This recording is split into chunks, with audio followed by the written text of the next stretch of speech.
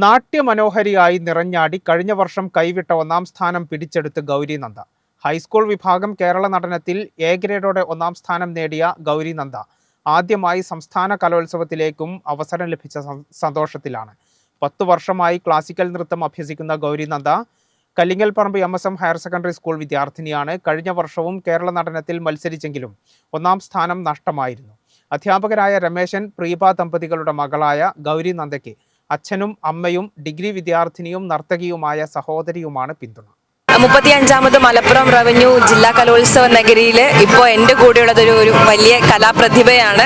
Kuttippuram ഉപജില്ലയിലൊക്കെ overall വാങ്ങിയിട്ടുള്ളൊരു കുട്ടിയാണ് എൻ്റെ കൂടെ ഉള്ളത്. ഗൗരി നന്ദയാണ്. MSM HSS കല്ലിങ്ങപ്പറമ്പിലെ വിദ്യാർത്ഥിനിയാണ്.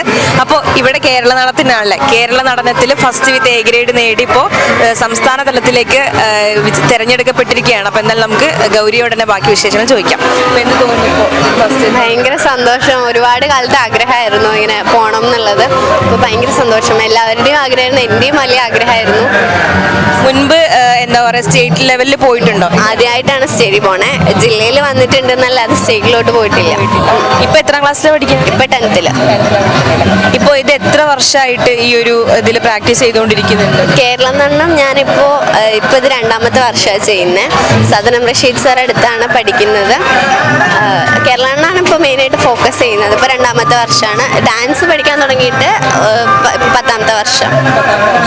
10 വർഷമായിട്ട് ഇപ്പോൾ നർത്തകിയാണല്ലോ അല്ലേ? അപ്പം ഇപ്പോൾ ആണ് സ്റ്റേറ്റിലേക്ക് തിരഞ്ഞെടുക്കട്ടെ. അപ്പം സ്റ്റേറ്റിലെത്തി കഴിഞ്ഞാൽ ഫസ്റ്റ് തന്നെ അതറിയില്ല, എന്നാലും ഞാൻ എൻ്റെ മാക്സിമം ചെയ്യും. ഞാൻ അവിടെ നല്ലൊരു കോൺഫിഡൻസ് വേണം. അതെ ചെയ്യാൻ പറ്റണമെന്നാണ്. അവിടെ പോകാൻ ഭയങ്കര എക്സൈറ്റഡ് ആണ്, ഹാപ്പിയാണ്. ഇപ്പോൾ ടോട്ടൽ എത്ര ടീം കുട്ടികളുണ്ടായിരുന്നു കൂടെ മത്സരിക്കാൻ? ഇപ്പോൾ നമ്മുടെ ജില്ലയിൽ 19 പേരുണ്ടായിരുന്നു. 19 പേരെ കടത്തി കെട്ടിയാണ് ഇപ്പോൾ സ്റ്റേറ്റിൽ തിരഞ്ഞെടുക്കപ്പെട്ടിരിക്കുന്നത്. അപ്പം എന്തായാലും 19ഓളം കുട്ടികളെ കടത്തി കെട്ടിയാണ് ഇപ്പോൾ ഗൗരി നമ്മളെ മലപ്പുറം ജില്ലയെ പ്രതിനിധീകരിച്ചുകൊണ്ട് സംസ്ഥാന തലത്തിൽ മത്സരിക്കാൻ പോകുന്നത്. എന്തായാലും ഗൗരിക്ക് എല്ലാവിധ ആശംസകളും നേരും.